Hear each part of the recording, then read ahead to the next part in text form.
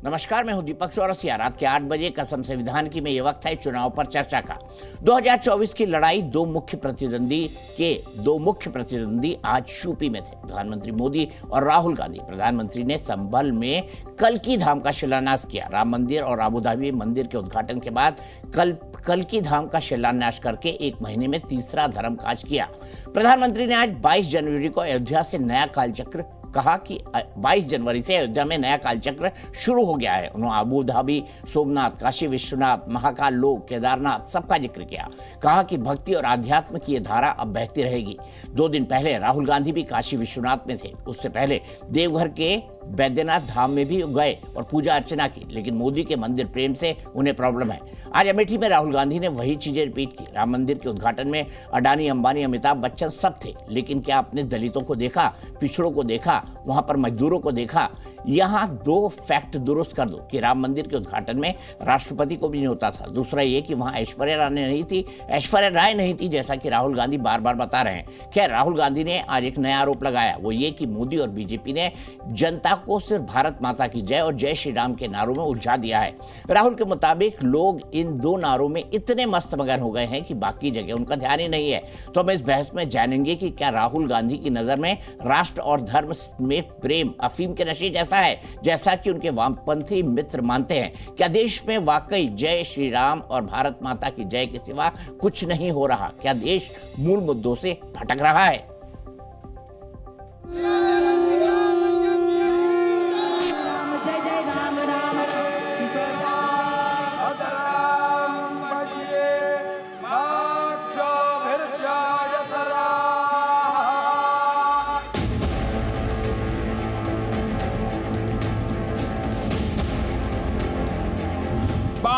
जनवरी 2024 ये कैलेंडर पर लिखी एक तारीख नहीं, ये एक नए काल चक्र का उद्गम है।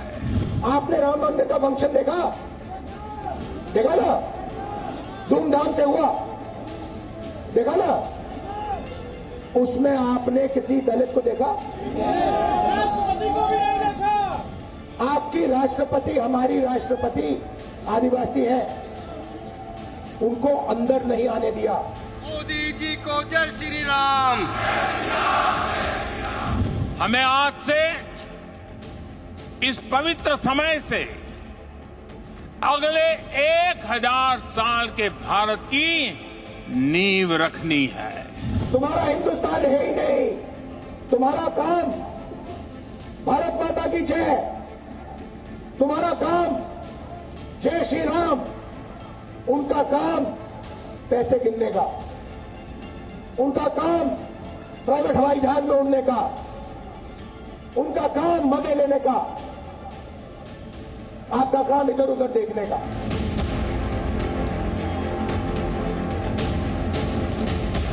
अगर कांग्रेस पार्टी को लगता है कि वो इतने दिग्गज नेता है राहुल गांधी, तो उनकी जो अलायंस जिसमें बचे कुछ लोग बचे होंगे शायद, उस अलायंस को उनको नेता घोषित कर दें। कांग्रेस की टिकट पर बिना वायनाड गए अमेठी से लड़ लें। 400 पार वो बोल रहे हैं, लेकिन इस बार वो पार्लियामेंट से बाहर बोल के बोला।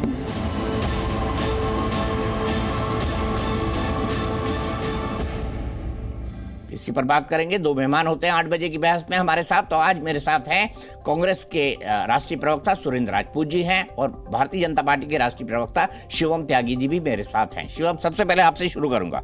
राहुल जी कह रहे हैं आपने लोगों को भारत माता की जय और जय श्री राम में उलझा दिया है, बस इसी से देश चला रहे हैं आप।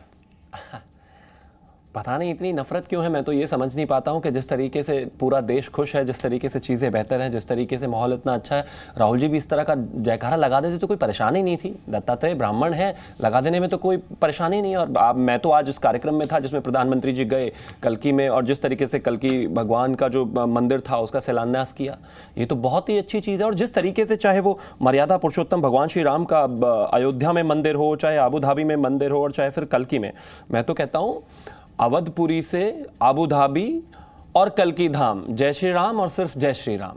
इसमें इस नारे में ऐसी कौन सी नफरत राहुल गांधी जी को लगती है, या भारत माता की जय में नारे में कौन सी परेशानी है भाई? इतनी नफरत में क्यों हूं? मैं मानता हूं देश में जिस तरीके से आदरणीय प्रधानमंत्री जी ने कहा कि जैसे ही मर्यादा पुरुषोत्तम भगवान श्री राम की प्राण प्रतिष्ठा हुई, उसके साथ ही एक नए काल चक्र की शुरुआत हुई। जिस तरीके से हिंदुस्तान आज बेहतर स्थिति में है, जिस तरीके से हिंदुस्तान की जीडीपी आज बेहतर स्थिति में है, जिस तरीके से देश में एक अलग तरह का माहौल है। और एक सवाल और कहा गया शुरुआत में ही कि वहां पर आपने किसी को देखा क्या? वहां पर सिर्फ ऐश्वर्या राय, पता नहीं ऐश्वर्या राय उनको कहां दिखाई दी, वो तो हमें तो नहीं दिखी, शायद नहीं थी वो वहां पर। और दूसरी बात और भी कहते वहां पर कोई दलित देखा क्या? अरे भैया, डेली 2 लाख 3 लाख 5 लाख लोग जो है मर्यादा पुरुषोत्तम भगवान श्री राम के दर्शन कर रहे हैं 500 साल बाद। ना वहां किसी से दलित पूछा जा रहा है, ना ब्राह्मण, ना ठाकुर, कुछ नहीं पूछा जा रहा जी। हिंदू हैं, जाते हैं अपनी आस्था में मर्यादा पुरुषोत्तम भगवान श्री राम के सामने हाथ जोड़ते हैं, शीश नवाते हैं और उसके बाद जो है दर्शन करके चले आते हैं। राहुल गांधी को हिंदू धर्म से, हिंदू लोगों से, या फिर हिंदू धर्म के भगवान से, या भारत माता की जैसे इतनी नफरत क्यों है भाई? निकलो इससे बाहर। ठीक है सुरेंद्र राजपूत जी, ये भारत माता की जय और जय श्री राम से क्या कोई दिक्कत है राहुल गांधी जी को? यही मुद्दा शिवम त्यागी उठा रहे हैं। अब शिवम त्यागी जी को तो विषयांतर करना ही है, क्योंकि उनके यहाँ पार्टी से आदेश है कि वो लोग विषयांतर करें। हमें तो कोई आपत्ति नहीं। क्यों आपत्ति होगी जय श्री राम से? हम तो खूब जोर से नारा लगाते हैं, जिसियावर रामचंद्र की जय, पवन सुत हनुमान की जय, बाबा बजरंगबली की जय, हर हर महादेव। कौन आप तो लगा लेते हैं, राहुल जी नहीं लगाते ना सुरेंद्र भाई? भारत माता की जय नहीं, बिल्कुल 100% राहुल जी भी लगाते हैं दीपक जी, और 100% भारत माता की जय भी लगाते हैं। और भारत माँ का पूरे देश में कोई ऐसा कपूत नहीं है जो भारत माता की जय नहीं लगाता। बहुत आप स्पष्ट जान लीजिए, इन सब चीज़ों को मत बांटिए। मुद्दे की बात पे आइए। मुद्दे की बात यहाँ पर यह है कि जब राहुल जी कोई भाषण देते हैं और उसकी बात को आप आधा अधूरा कोट करते हैं, आप आइए आज की डेट में किसान भी जय श्री राम का ही बच्चा है, राम का ही बच्चा है, परेशान है, शंभू बॉर्डर पे बैठा हुआ है, दिल्ली भी नहीं आने दे रहे हो। अगर उसकी वो एमएसपी मांग रहा है तो आप काउंटर नैरेटिव क्या सेट कर रहे हो कि साहब 3 मंदिर बन गए हैं। अरे बन गए, अच्छी बात है, स्वागत करिए, लेकिन किसान की समस्या सॉल्व करने की आवश्यकता है या नहीं है? आप मुझे बताइए, 60,000 पुलिस की भर्ती के पद अभी हुए हैं, उसमें पर्चा लीक हो गया। 80 लाख लोगों ने नौकरी करने के लिए डाला था, एक पर्चे पे एक पद पर 80,000 आदमी, ठीक है ना? तो एक पद के लिए 80,000 लड़के उत्तर प्रदेश के। तो क्या आप को यहाँ पर रोजगार देने की आवश्यकता है या नहीं है? सिर्फ रोजगार हम मांगेंगे तो आप दारे लगा देंगे जा करके? आप हमको बता दो, अगर महंगाई को लेकर के 50 रुपए डीजल 100 रुपए हो गया है, किसान का खर्चा और बेरोजगार का खर्चा, गृहिणी का खर्चा बढ़ गया है, और हम कहते हैं भाई इससे थोड़ा सा निजात दिला दो, आप खाली नारा लगा दोगे? ये काउंटर नैरेटिव नहीं चलेगा। आपको मैं सब स्पष्ट बता देता हूं दीपक भाई कि मुद्दे की बात होगी। इस समय नारों की बात और नारों से विषयांतर की बात बिल्कुल नहीं होगी। हम व्यक्तिगत नहीं होने वाले, हम मुद्दों पर रहेंगे। ठीक है, मैं यहीं पे शिवम त्यागी को लाता हूँ बहस के अंदर। शिवम जी बताइए, उन्होंने बात की बेरोजगारी की, उन्होंने बात की किसानों को एमएसपी क्यों नहीं दे रहे? दोनों बातों का जवाब दे दीजिए। जी, पहली बात तो ये कि मैंने विषयांतर किया ही नहीं। राहुल गांधी जी ने जो बयान दिया है, अब उसको जो है दीपक जी ने कोई काट छाट के चला दिया हो तो बात अलग है। मुझे तो नहीं पता। पूरा चला दूंगा। अगर पूरा बयान आपने चलाया है तो राहुल गांधी ने यही कहा है कि भाई राम मंदिर की प्राण प्रतिष्ठा में आपने कोई गरीब आदिवासी को, पिछड़े को देखा क्या? अब इसमें महंगाई बेरोजगारी कहां बोली राहुल गांधी ने? आप हमें बता दीजिए भैया। जैसा बयान उनका था एज इट इज उसी बयान पर बहस हो रही है। ये कहते हैं विषयांतर कर रहे हैं, हम विषयांतर नहीं कर रहे हैं। और उन्होंने ही कहा ये कि देश सिर्फ 2 ही नारों पर चल रहा है, जय श्री राम और भारत माता की जय। इसमें अगर कुछ काटछाट हुई हो वीडियो में तो भैया आप ठीक कर दो। और मैं मानता हूं बेरोजगारी से लेकर तमाम वो विषय हैं जिन पर आवाज उठनी चाहिए, लेकिन राहुल गांधी उन पर कितनी क्या बात कर रहे हैं ये देश को बताएं जरा। और बड़ी विषय की बात है। जहां तक बात किसानों की है, मैं मानता हूं कहीं ना कहीं बात चल रही है, सरकार लगातार संवाद स्थापित कर रही है और आने वाले समय में उसको भी भारतीय जनता पार्टी की सरकार जो है हल कर ले जाएगी। लेकिन इस तरीके से लगातार धर्म पर अगर चोट करेंगे तो सवाल तो होगा ही। और यहां पर राहुल गांधी जी ने खास तौर पर यही कहा है। आप मुझे एक चीज बताइए, इन्होंने कहा कि हमें तो नारों से कोई प्रॉब्लम नहीं है। हो सकता है सुरेंद्र राजपूत जी को कोई नारों से प्रॉब्लम ना हो, लेकिन फोन लगाकर अपने नेता को एक बार कह दें कि राहुल जी इस तरह की बातें मत किया कीजिए कि भाई जय श्री राम के नारे पर देश चल रहा है, कि भाई भारत माता की जय के नारे पर देश चल रहा है। और किस पे चले देश? भारत तेरे टुकड़े होंगे इंशाल्लाह इंशाल्लाह वाले नेता पर चले या उस नेता की पार्टी पर चले, भारत माता की जय पर ही चलना चाहिए ये देश। मुझे लगता है इसमें किसी को कोई परेशान होने की आवश्यकता नहीं है। और मैं फिर से वही कहना चाहता हूं, कांग्रेस जिस तरीके से हिंदू धर्म के प्रति नकारात्मक मानसिकता के साथ चल रही है, देश देख रहा है। ठीक है, मैं सीधे राहुल गांधी जी का पूरा बयान सुनाता हूं। सुरेंद्र राजपूत जी आप भी देख लीजिए और शिवम त्यागी जी आप भी देख लीजिए और मेरे दर्शक भी देख लें, क्योंकि सुरेंद्र राजपूत जी ने कहा कि हम जोड़ तोड़ मरोड़ रहे हैं, आएंगे उस मुद्दे पर बात करेंगे। सुनिए राहुल गांधी जी ने अमेठी में क्या कहा। आपने राम मंदिर का फंक्शन देखा ना, धूमधाम से हुआ, देखा ना, उसमें आपने किसी दलित को देखा? आपकी राष्ट्रपति, हमारी राष्ट्रपति आदिवासी है, उनको अंदर नहीं आने दिया। तुम्हारा हिंदुस्तान है ही नहीं, तुम्हारा काम भारत माता की जय, तुम्हारा काम जय श्री राम, उनका काम पैसे गिनने का, उनका काम प्राइवेट हवाई जहाज में उड़ने का, उनका काम मजे लेने का, आपका काम इधर उधर देखने का। ठीक है, अब कहां इन्होंने बात कही बेरोजगारी की, महंगाई की या और मुद्दे जिसको आप उठा रहे हैं सुरेंद्र राजपूत जी, उन्होंने साफ साफ कहा कि जय श्री राम और भारत माता की जय में घुमा रहे हैं देश को। दीपक भाई, फिर से मैं कहता हूं कि फिर कभी कभी आप लोग बहुत ज़्यादा निराश करते हैं। उन्होंने कहा कि तुम्हारा काम तो नारे लगाने का है, उनका काम मज़े लेने का है, हवाई जहाज़ में घूमने का है, पैसे बनाने का है। इन तीनों चीज़ों में वो सारी चीज़ें निहित हैं। क्या देश की जनता का काम नहीं है पैसे बनाने का? उनको पैसे बनाने की जगह आप उनको नारों में उलझा रहे हो और खुद पैसा बना रहे हो अडानी के साथ में। क्या बुरी बात कही उन्होंने? क्या ये सच नहीं है कि दलित राष्ट्रपति को पहले तो संसद के शिलान्यास में नहीं बुलाया, इनॉग्रेशन में आदिवासी राष्ट्रपति को नहीं बुलाया और मंदिर में भी आदिवासी राष्ट्रपति और पूर्व राष्ट्रपति दोनों को नहीं बुलाया गया? क्या ये अपने आप में सच नहीं है? आप मुझे एक बात बता दो कि आप जितनी भी नफरत फैला लो अपने बयानों से, हम नहीं कहते, लेकिन जनता जो है वो तो देख ही रही है ना। जनता तो ये देख ही रही है ना कि पुलिस की भर्ती के जो 80 लाख लोग आए थे उनकी भी पर्चे आपने लीक कर दिए। आप जनता तो ये भी देख रही है ना कि लोकतंत्र में किस तरीके से विषयांतर, आज जो सुप्रीम कोर्ट ने ऑर्डर किया, जो मसीह ने माना कि हाँ मैंने 8 वोट खराब किए और लोकतंत्र की हत्या हुई वहां पर, आज तो ये तो, और कल रात में उस आदमी ने क्या नाम है वो जो मेयर बनाया था आपने, उसने इस्तीफा भी दे दिया। लोकतंत्र की हत्या भारतीय जनता पार्टी कर रही है, आप देख रहे हो ना। आप ऐसा, लेकिन आप धृतराष्ट्र बने हुए, क्योंकि दुर्योधन का आपको साथ देना है। अब इसको भी सिनोनिमस बना लीजिएगा कि मैंने मोदी जी को दुर्योधन कहा और क्या नाम इसको दीपक चौरसिया को धृतराष्ट्र। ऐसा नहीं, मैंने सिर्फ एक उदाहरण दिया। मैं आपको फिर से कहता हूं एक बात दीपक भाई, मत आंख बंद करो, यकीन मानो इस बात का। मेरी तो खुली हुई है भाई, कहीं ना कहीं आंख बंद करके कैसे शो करूंगा सुरेंद्र भाई?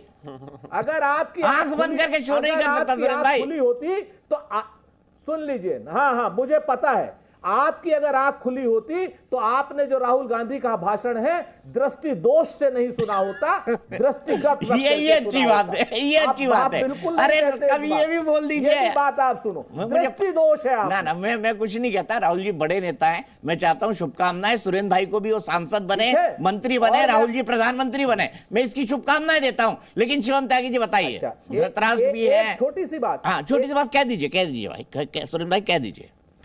हाँ हाँ, मैं फिर आपसे एक और बात कहता हूं, बात कहिए ना कि सारी चीजें आप बात कर रहे हैं, जाति जनगणना में आपको दिक्कत क्या?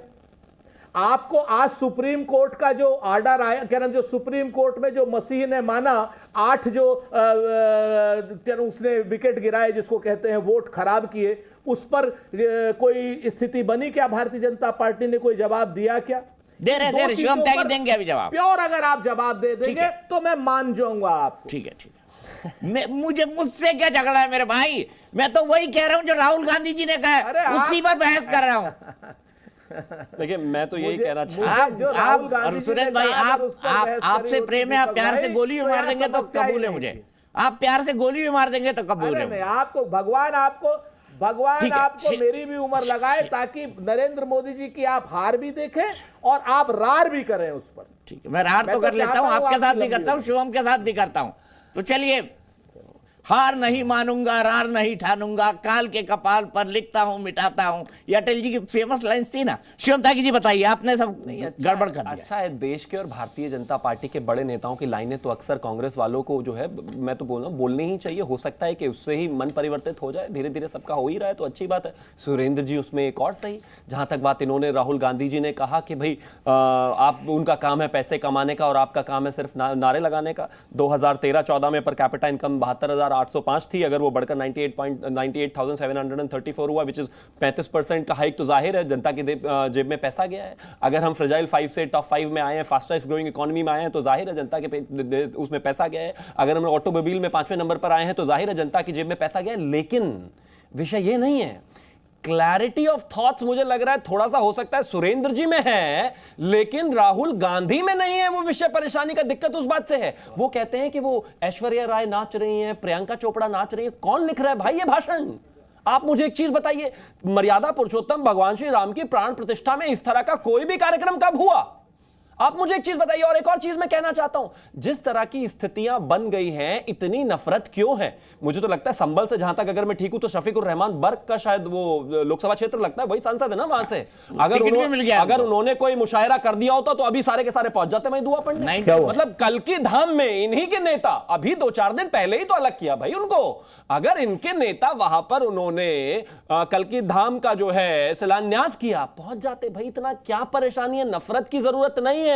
देश सिर्फ नारों से नहीं, देश हर तरीके से आर्थिक स्तर पर और राजनीतिक स्तर पर और डिफेंस के स्तर पर, हर स्तर पर बढ़ रहा है। लेकिन आपकी आंखों और आपकी कानों में अगर कुछ चुभ रहा है तो वो भारत माता की जय, आपके कानों में अगर कुछ चुभ रहा है तो वो जय श्री राम, आपके कानों में और आंखों में अगर कुछ चुभ रहा है तो मर्यादा पुरुषोत्तम भगवान श्री राम का वो भव्य मंदिर, क्योंकि उसके तो हमेशा विरोध में रहे हैं। मैं सिर्फ एक चीज कहना चाहता हूं, जिस तरीके से राहुल गांधी लगातार इन चीजों को बोल रहे हैं, ये देश देख रहा है, आगे भी देखता रहेगा। मुझे लगता है कि सबसे बेहतर यही होगा कि सुरेंद्र जी खुद उनकी स्पीच लिख दे तो शायद ज्यादा क्लैरिटी होगी।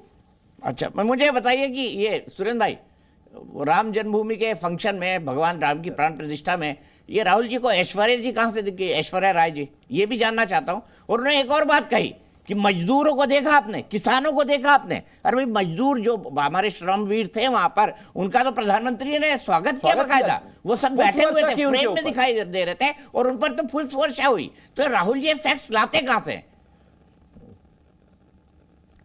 2-3 चीजें हैं। अगर उनके मुंह से कभी कभी, जैसे प्रधानमंत्री जी के मुंह से निकल जाता है कि मेरे को 600 करोड़ लोगों ने वोट दिया, अगर प्रधानमंत्री जी के मुंह से निकल जाता है कि वो नारियल का जूस पीते हैं, तो ये प्रधानमंत्री जी के मुंह से फिर पता नहीं, मैं आपको 50 बातें कहूंगा, आपको खराब लगेगी। नारियल में जूस नहीं होता, नारियल का पानी होता है सर। हाँ, बिल्कुल सही कहा। ये मैं नहीं कह रहा हूं सर, नारियल का जूस प्रधानमंत्री जी ने कहा था। सर आप उनको समझाइए ना जाके। अगर आप उनके ट्यूटर बन जाएंगे तो मेरे ख्याल से ज्यादा बेहतर हो जाएगा। यही तो मैं आपसे कहना चाहता हूं। धन्यवाद आपका। मेरी नौकरी अच्छी चल रही है सुरेंद्र भाई। हाँ बिल्कुल, नहीं और प्रधानमंत्री को सिखाएंगे और अच्छी चलने लगेगी। मैं आपसे यही कहता हूं, अगर इसी तरीके से कंगना रनावत की जगह पे ऐश्वर्या निकल गई तो इतना बड़ा मुद्दा हो गया। मैं प्रधानमंत्री जी के आपको 500 चीजें गिनाऊं क्या?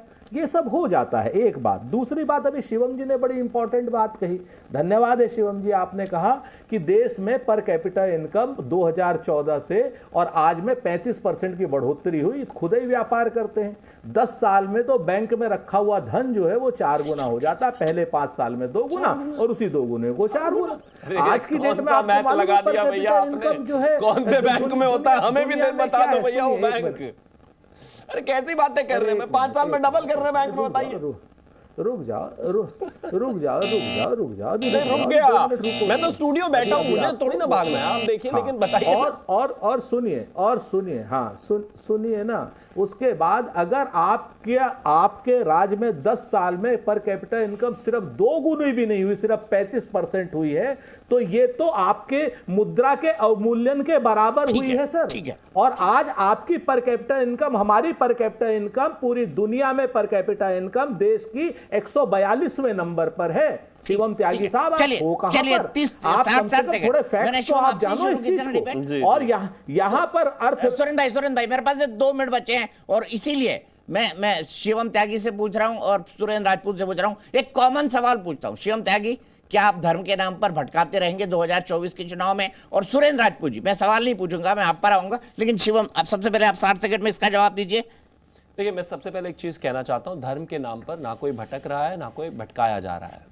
मुझे लगता है धर्म आस्था का विषय है और इस देश में जिस तरीके से मर्यादा पुरुषोत्तम भगवान श्री राम के मंदिर की स्थापना के बाद, और चाहे फिर वो अबू धाबी में मंदिर रहा हो और चाहे फिर आज कल्की धाम में, मैं मानता हूं अगर लोगों की आस्था है और इस देश में 100 करोड़ लोगों का विश्वास है तो उनको इस तरीके से इस पे गाली नहीं देनी चाहिए। दूसरी बात, राहुल गांधी को लेकर कहा सुरेंद्र जी ने कि उनकी जबान फिसल गई। चलिए, माना तो सही कि गलती हुई है, लेकिन जबान कैसे फिसली? चलिए ठीक है जी, कंगना जी को छोड़कर ऐश्वर्या जी कर दिया उन्होंने एक बात, कहते ही वहां पर कोई आपको गरीब आदमी दिखा क्या, वहां पर कोई दलित पिछड़ा दिखा क्या? मां तो मुझे लगता है किसी से किसी की जाति पूछी ही नहीं गई होगी। वहां जो एंट्री कार्ड थे उस पर किसी की जाति नहीं पूछी गई। भाई आज भी किसी की जाति नहीं पूछ रहे, उस पर भी आपकी जबान फिसल गई।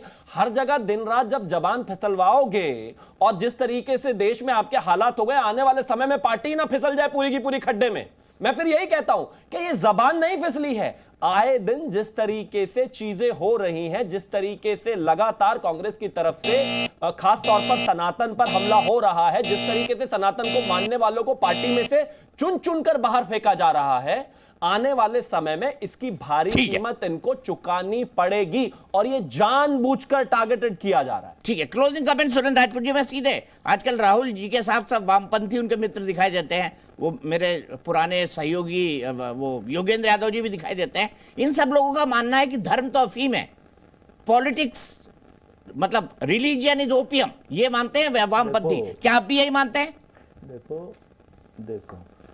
देखो दीपक चौरसिया जी, मैंने आपसे 3 क्वेश्चन आपसे कहा पूछने के लिए। मैंने कहा चंडीगढ़ पर दिलवा दीजिए, उनकी ठन गोपाल सुप्रीम कोर्ट ने। 1 मिनट, अब आप मेरे बीच में तो आपको क्या नाम हो जाती है, लेकिन आप बाकियों के बीच में तो नहीं बोलते। क्या हो जाती है? जबान फिसल गई इनकी भी, मुझे लग रहा है।